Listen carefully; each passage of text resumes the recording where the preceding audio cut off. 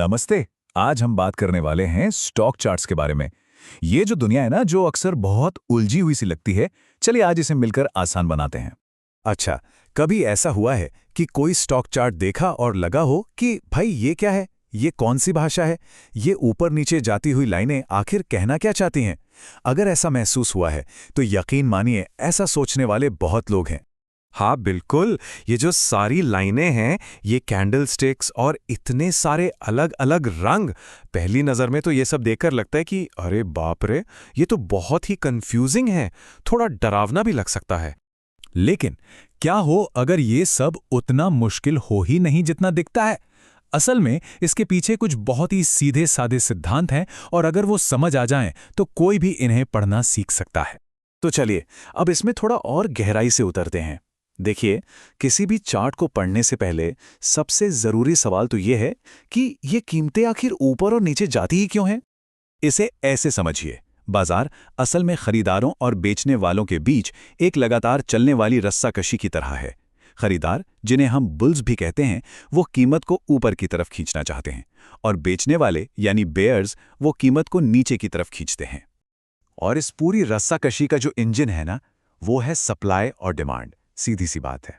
Supply मतलब बेचने के लिए कितने शेयर्स बाजार में मौजूद हैं और डिमांड मतलब कितने लोग हैं जो उन शेयर्स को खरीदना चाहते हैं। तो जो कीमत हमें दिखती है वो बस इसी लेन देन और संतुलन का नतीजा होती है। अब ये जो समीकरण है ना, ये बहुत ही सीधा और दिलचस्प है। देखिए, जब खरीदने वाले ज्यादा हों और बेचने वाले कम तो क्या होगा? जाहिर है कीमत ऊपर जाएगी। और इसके उलट जब बेचने वाले ज्यादा हो जाएं और खरीदने वाले कम तो कीमत नीचे गिर जाएगी। बस यही खेल है। तो ठीक है, अब ये तो समझ आ गया कि कीमतें क्यों बदलती हैं। तो अब बात करते हैं कैसे की। मतलब एक स्टॉक चार्ट को असल में पढ़ा कैसे जाए। इसके लिए कुछ बहुत ही प्रैक्टिकल स्टेप्स देखते हैं। ये 4 बहुत ही आसान स्टेप्स हैं। सबसे पहले कैंडल स्टिक्स को समझना शुरू करें।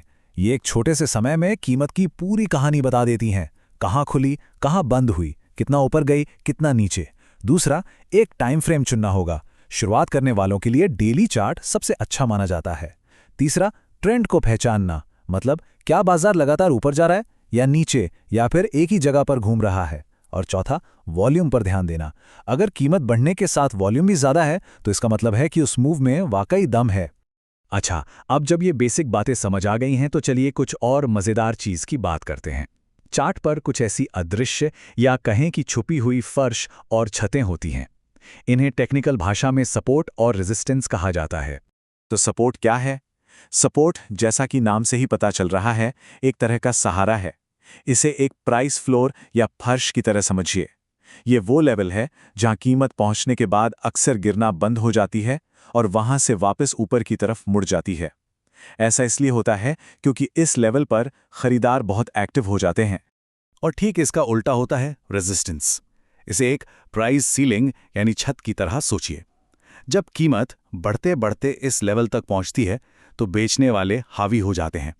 वो कीमत को और ऊपर जाने से रोक देते हैं और अक्सर कीमत वहां से नीचे की ओर आने लगती है। और अब देखिए ये कितना दिलचस्प है। ये लेवल्स अपनी भूमिका बदल भी सकते हैं। इस चार्ट पर नजर डालिए। पॉइंट्स ए, बी और सी पर जो लेवल एक छत की तरह, मतलब रेजिस्टेंस की तरह काम कर रहा था, एक बार जब कीमत ने उसे जोर से तोड़ दिया तो वही लेवल अब पॉइंट्स डी, ई और एफ पर एक फर्श यानी कि सपोर्ट बन गया। कमाल है ना? देखिए, कोई भी नई स्किल सीखते समय ये जानना तो जरूरी है कि क्या करना है, लेकिन ये जानना भी उतना ही जरूरी है कि क्या नहीं करना है। तो चलिए अब उन आम गलतियों पर एक नजर डालते हैं जो चार्ट्स पढ़ना शुरू करने वाले अक्सर कर बैठते हैं। शायद सबसे बड़ी गलती है भविष्यवाणी करने की कोशिश करना। याद रखिए, चार्ट कोई भविष्य नहीं बताते।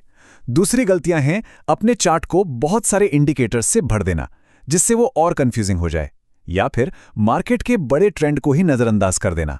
और हां, ये उम्मीद करना कि ये सब एक ही दिन में आ जाएगा।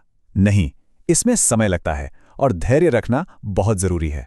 तो अब हम आते हैं सबसे जरूरी बात पर, वो है चार्ट को देखने का सही नजरिया। आखिर इसका असली मकसद है क्या? तो ये बात गांठ बांध लीजिए कि चार्ट्स कोई जादू की छड़ी नहीं है। वो हमें कोई गारंटी या निश्चितता नहीं देते, बल्कि वो हमें एक ढांचा, एक स्ट्रक्चर देते हैं। मार्केट में जो इंसानी भावनाएं, लालच और डर चल रही हैं, ये चार्ट्स उन्हीं भावनाओं को एक विजुअल तस्वीर में बदल देते हैं। और ये टूल सबके लिए काम का है, चाहे कोई लंबी अवधि के लिए निवेश कर रहा हो या छोटी अवधि के लिए ट्रेडिंग। और ये एक लाइन है जो सब कुछ कह देती है। चार्ट्स भविष्य की भविष्यवाणी नहीं करते हैं, वे दिखाते हैं कि अभी क्या हो रहा है और पहले क्या हो चुका है। मतलब इनका असली काम अवलोकन करना है, अनुमान लगाना नहीं। तो अब जब बाजार की इस कहानी को पढ़ने की समझ मिल गई है, तो असली सवाल ये उठता है कि इसमें अपने लिए क्या खोजा जाएगा।